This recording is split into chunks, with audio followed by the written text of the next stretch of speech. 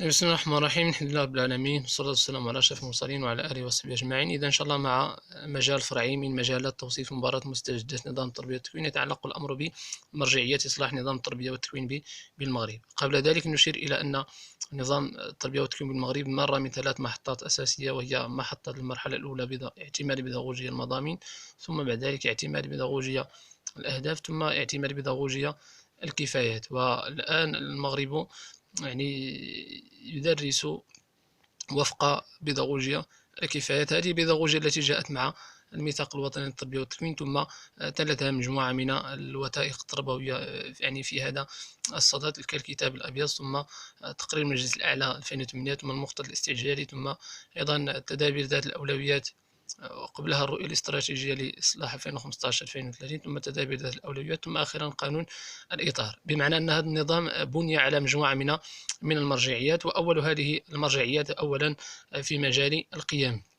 فالنظام التعليمي المغربي يسعى إلى ترسيخ مجموعة من القيم، أبرزها قيم العقيدة الإسلامية، ثم قيم الهوية الحضارية، ثم قيم المواطنة، ثم قيم حقوق الإنسان ومبادئها الكونية. ونلاحظ هنا في هذا الترتيب فهو مقصود، نقصد بقيم العقيدة الإسلامية باعتبار الدولة المغربية هي دولة إسلامية، وبالتالي ينبغي أن نرسخ لدى المتعلم قيم العقيدة الإسلامية. ثم قيم الهوية الحضارية باعتبار أن المغرب متعدد الروافد الثقافات، نجد مثلا العربية، نجد الحسانية، نجد الأمازيغية، نجد غيرها من الثقافات، وبالتالي ينبغي أن نحفظ لكل صنف من أصناف الهوية المغربية أن نحفظ له قيمه. ثم بعد ذلك هناك قيم المواطنة، ثم قيم المواطنة، ثم قيم حقوق الإنسان ومبادئها الكونية، فيما يتعلق بالأخلاق والقيم الكونية المشتركة بين جميع الدول. وبالتالي فهذا الترتيب يدل على أنه ينبغي أن نركز على هذه القيم، وهذه القيم ستجدونها في كل مادة دراسية نسعى ترسيخها من خلال هذه المواد الدراسية.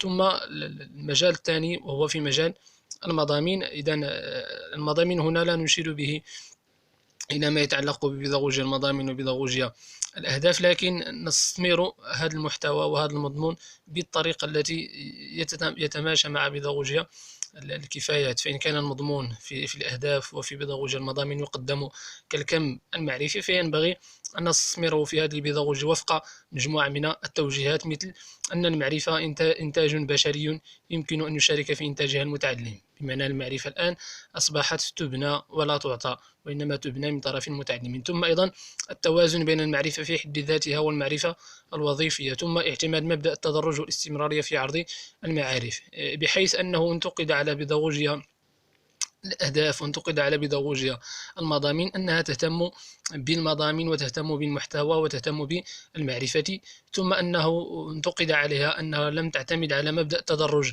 في عرض المعارف.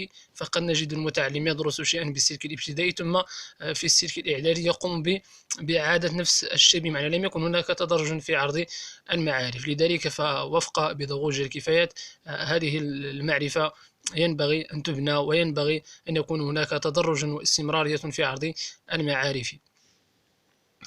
وبالتالي فيما يتعلق هنا بالمضامين يمكن أن ندمج أو أن نستحضر هذا من خلال بنائنا لدروسنا. فينبغي أن نشارك المتعلم في بناء التعلمات، نعطيه مثلا الفرصة لإبداء رأيه، نعطيه فرصة للنقد، نعطيه فرصة للنقاش، وغيرها من الأمور التي يمكن أن نستحضرها هنا فيما يتعلق في مجال المضامين.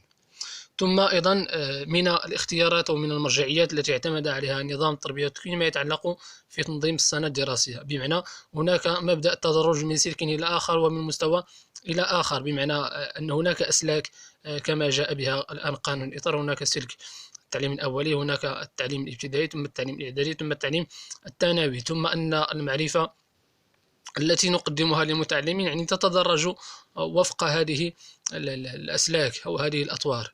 ثم أيضا هذه تنظيم فيما يتعلق بتنظيم الدراسة ينبغي مراعاة حاجات المتعلمين في تقديم هذه المعارف. فبالتالي المعرفة التي نقدمها بالابتدائي ينبغي أن تراعي حاجات المتعلمين، والتي نقدمها بالإعدادي نفس الشيء، والتي نقدمها بالتأهيلي نفس الشيء. ثم اعتماد إيقاعات تتناسب مع المتعلمين، يعني اعتماد إيقاعات زمانية ومكانية تعتمد مع سن المتعلمين وحاجاتهم وميولاتهم وقدراتهم العقلية. إذا هذا فيما يتعلق بتنظيم الدراسة. ثم ننتقل إلى فيما يتعلق رابعا في مجال الكفايات.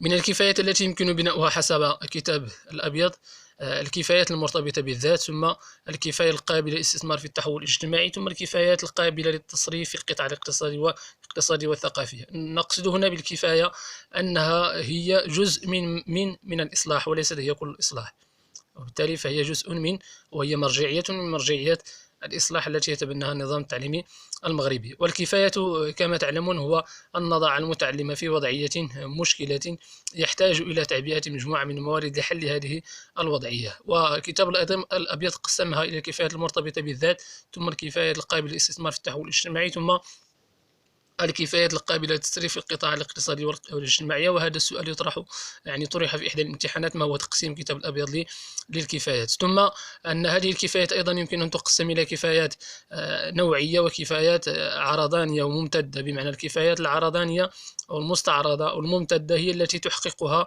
مجموعة من المواد، مثلا ككفاية مثلا التحليل، فنجدها في هذه المادة ونجدها في مادة أخرى، وبالتالي هي كفاية مستعرضة. ثم هناك كفايات نوعية، وهي الكفايات الخاصة بمادة دراسية يعني معينة.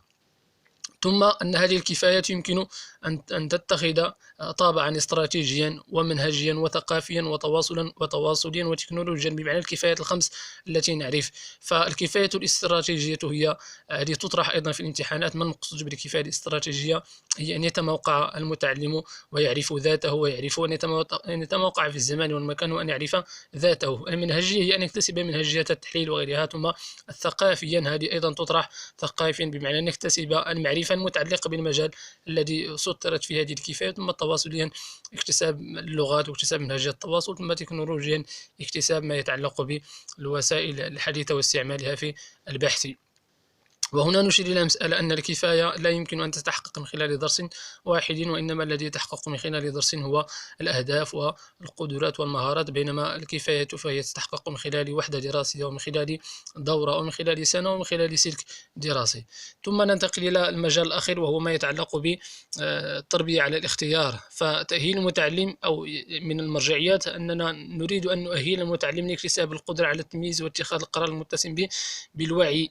ومن بين الأمور التي يمكن أن نراعيها هنا أن المتعلم يصبح مسؤولا على نفسه، وخاصة مع إقرار أو إرساء الموضوع الشخصي والأستاذ الرئيس. وبالتالي هنا التربية على الاختيار نستحضرها أساسا في اختيار المشاريع الشخصية، وفي اختيار المسارات الدراسية، وفي اختيار المهن. وبالتالي فالمتعلم نعطيه الفرصة من أجل اختيار هذه المهن. إذن هذه 5 مرجعيات إصلاح نظام التربية والتكوين بالمغرب.